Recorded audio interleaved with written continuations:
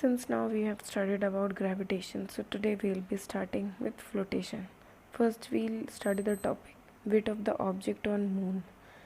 If I'll simply say weight of the object on moon is 1/6 of its weight on the earth, it means on moon we are 1/6 times lighter than on the earth. So just see this. The mass of the moon is less than the mass of the earth. Yes, we all know mass of the moon is very less comparative to earth. So the moon exerts lesser force on the objects than the earth. Yes, it will attract it lesser times comparative to earth. The weight of an object on the moon is 1/6 of its weight on the earth. The weight of an object on the earth is the force with which the earth attracts the object, and the weight of an object on the moon is the force with which the moon attracts on the object. It simply defines the force or the gravity. On earth it is gravitational pull, and on moon it is also gravitational pull, but it is of moon and here it is on of earth. If we'll see celestial bodies, mass and their radius, so both of it, earth and moons, is mentioned over there. 5.98 into 10 to the power 24 and 7.36 into 10 to the power 22.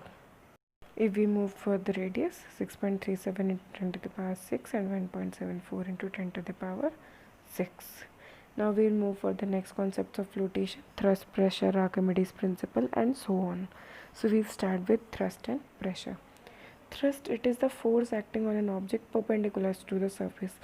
Just if I give you an example of a nail which we used to hit inside the wall, it is the exact example of thrust because it is a perpendicular force. The surface and the force applied, they are perpendicular to each other. At that time thrust is applied. So it is a force acting on an object perpendicular to the surface. It means the force is acting perpendicular to the surface. Pressure is the force acting on unit area of the surface. It is just divided by the unit area. So pressure is thrust per unit area. The SI unit of thrust is Newton per meter square. It can be denoted by Newton/meter square or Newton per meter square minus 2 to the power. Also the unit of pressure is called Pascal. Now next is pressure in fluids. Yes, of course we know that pressure is applied on fluid also. Fluid means which has tendency to flow.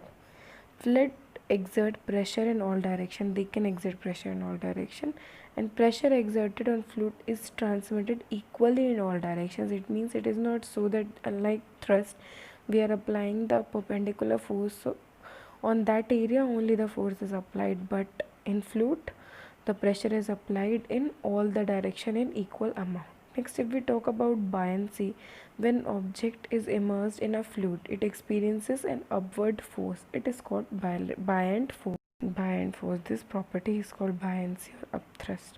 Upthrust, if we put our hand inside the water, what we experience? We experience a force which is pushing our hand upwards. That is in the opposite direction in which we are immersing our hands. This is buoyancy. When we experiences an upward force, that is known as buoyancy or buoyant force. It is also known as upthrust. Next we'll study about Archimedes principle and relative density. So let's see what are these 2-3 topics are. But before that we'll see why an object float or sink when placed on the surface of water. This we have studied in our earlier classes as well, but please revise it. Take some water in a beaker, take a piece of cork and an iron nail of the same mass. Okay, we have taken. Place them on the water, the cork floats and the nail sinks. Yes, this happens many a time. So why this has happened? That something is floating and something is sinking. So here comes the answer. The answer is density. If the density of an object is less than the density of the liquid, it will float on the liquid, and if the density of an object is more than the density of a liquid, it will sink in the liquid. So from the above example, what we come to know, it means the density of cork is less than the density of water, but the density of nail is more than the density of water. That is why it sinks and the cork floats. Next topic is Archimedes principle. Archimedes' principle states that when a body is partially or fully immersed in a liquid, it experiences an upward force that is equal to the weight of the fluid displaced by it. This is just the case of buoyancy. In buoyancy, what we have studied, that when we immerse anything inside the liquid, it experiences an upward force. So here, what Archimedes is saying, he is saying that that upward force which is applied by the liquid, it is just equal to the amount of water displaced. What actually happens many a times when we immerse our hands inside of water which is full, the container is full, so some water spill out. So what Archimedes is saying, that the amount of upthrust applied on your hand, that will be equal to the water displaced from that container. This is Archimedes' principle. Now the next is relative density. The relative density of a substance is the ratio of the density of substance to the ratio of water.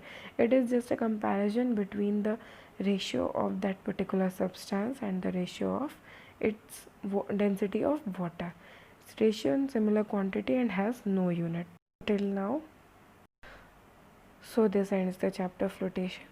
That means the gravitation part 2. I hope you all have understood. If not, please go through this video again, try to understand. If still not, then please let me know, I'll clear the confusion.